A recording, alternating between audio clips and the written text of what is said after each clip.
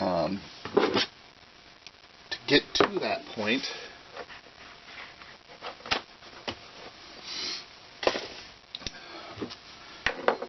I designed up and printed out 3 different parts. So I have this little guy, which is, the bearing spacer. This is the main body. The print needs to be cleaned, so the support material is still on here. And then the top where the hose actually attaches, and again, it's full of support material. So I'm going to clean these up real quick. This is very therapeutic, by the way, if you have not done 3D printing. Getting your part out and then stripping away at least the exterior support material. It's kind of fun. It's sort of like bubble wrap. Don't know why it's fun, but it is. So there, the external support material is gone, and that looks a little more like a part that's might be useful. Other tip is get yourself a set of transfer punches. They're good as transfer punches. They're also really good for cleaning out supports like this. So I need to get in there and knock out this slug of support. So I can just go and find a center punch that's slightly smaller than that diameter. So I'm getting that whole face of that slug.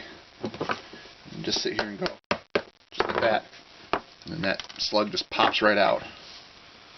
So you still got to check the insides for any flash or little pieces that might have broken off. The other tool I use a lot is my deburring tool. So did 2 things for me right then. One, it got this little flash around the inside out. Second, it put a slight bevel on it, which is going to help when I get to the bearings. Let me grab a craft knife real quick. For the outside diameter, there's also a little bit of flashing. They make a tool for taking that off. I do not own one of those tools. I keep saying I should order myself one, and I keep not getting around to it. So instead, just take a razor blade at sort of a 45 to the surface, or on a 45, and just take that outer edge right off. No one's ever going to see this. It's not needing to be perfect. I just don't like that sharp little edge on it from the flash of the plastic.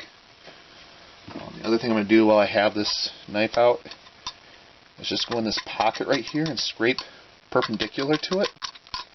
There's some little stringies. I don't know what the real term for that is. I just call them stringies. They're left out from the extrusion process when it's switching layers and doing rapids across the part. So I'm just cleaning the pockets out real quick like that. And then I'll do that same thing again with this part. Grab a transfer punch that fits down the center. Again, you want a loose fit. Because if you have a tight fit, you're never going to get the sucker back out again.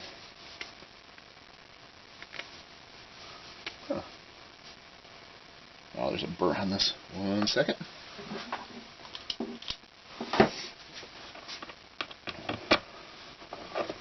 Again, I just sort of give it a couple taps, and then there's that plug that came out of the center.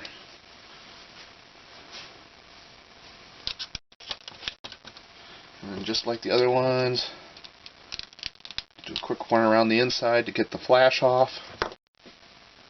And my 3 parts are cleaned up. Just put a few of the items I don't need away. Make my space a little bit. Okay, so the next thing I need to do, I'm going to tap these holes before I do anything else, just in case I butcher the part. I haven't wasted a bunch of time.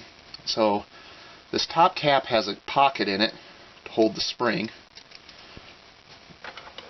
which is just going to put a little bit of preload in the downward direction on this tube when it's complete. So that's like that. And then in this body, the legs of the sensor fit out these holes. I don't know if you'll be able to see that in there. Probably not. Let me see. So there's 3 sensors, little teeny weeny 3mm slot jobs, but on the back of the sensor there's a little peg so you can only install it in one direction. Down in the body of this part right there is the hole for that peg. It doesn't go all the way through. And then the 4 holes for the legs. First, let's get my tap on. So I need a tap wrench and a tap.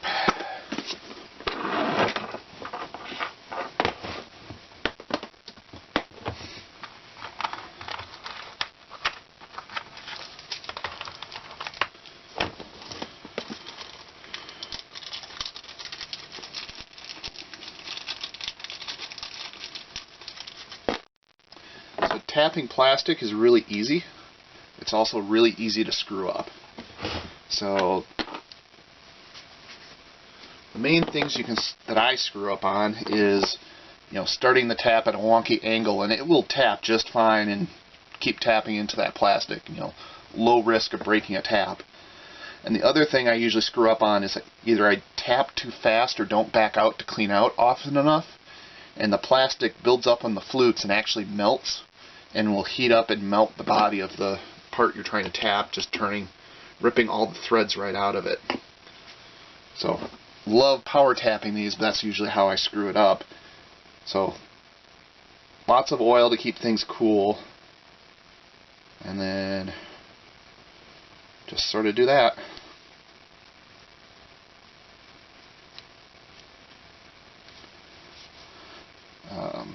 So as for the parts themselves, I printed these in PETG. It seems, in theory, it holds up better long term than PLA. I really haven't printed anything in ABS, so this is sort of my... If I want something to last, I go with PETG. If it's something non-critical or it has fine detail, I go PLA. Apparently the PLA doesn't string... Well, I can tell you from experience, the PLA tends not to string as much, so it's nice for little figurines and that sort of stuff with high levels of detail. For this guy, since I don't really want to replace these anytime, I want them to last, I'm doing them out of PETG. If anyone wants the models, I guess you'd call them, the STL files. STLs? Yeah, STL files for this. Just drop me a line or a message and I'll put them out someplace where you can get at them. Currently they're not posted anywhere, mostly just because I don't know if it's going to work. In theory it should, but until I get it all together, who knows.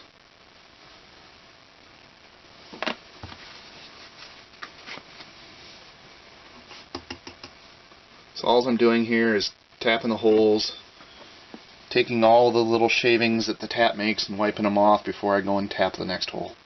And re-oiling. The oil really helps keeping the plastic from rubbing against itself when it builds up in the flutes and keeps the temperature down. Dry power tapping, running an electric screwdriver or drill, is almost guaranteed to melt the plastic right out of the part because of the buildup. But adding a bit of oil, and usually I can get by power tapping without too much trouble. Due to the size of this tap and the part, I'm not going to risk it this time. So now I'm just going to blow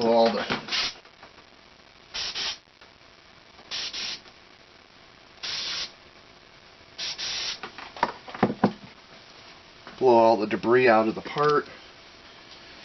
Make sure the screws work. These are 440s by 3/8, I do believe. My top cap in this design is 3 millimeters thick, so anything over like 6 millimeters you should be fine, or probably 8 to be safe.